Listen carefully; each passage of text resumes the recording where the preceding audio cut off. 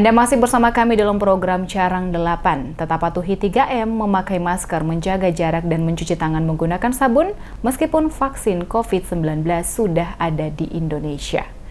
Kasus kriminalitas di Maluku sepanjang tahun 2020 turun.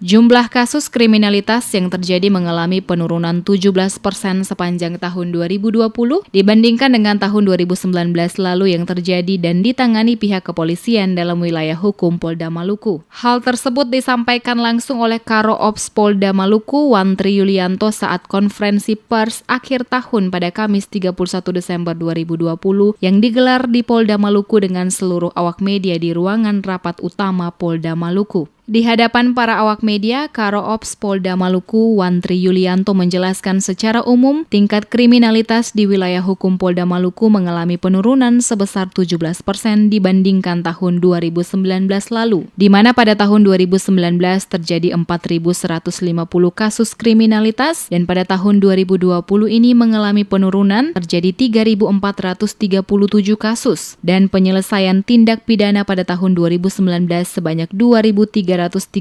yakni 56% dan untuk tahun 2020 sebanyak 1.561 kasus. Yulianto juga mengatakan beberapa jenis kejahatan konvensional dan kejahatan yang merugikan negara di mana kejahatan konvensional pada tahun 2019 tercatat sebanyak 3.925 kasus dan pada tahun 2020 sebanyak 3.244 kasus atau turun 17%.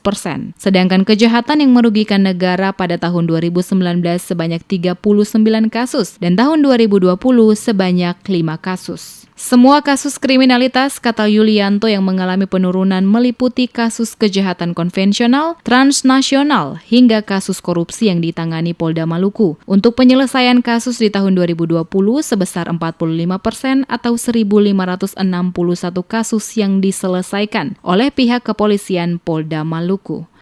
Adapun jenis-jenis kejahatan di tahun 2020 yaitu kejahatan konvensional yang antara lain tahun 2019 ini mencapai 3.925, sedangkan di tahun 2020 ada 3.244,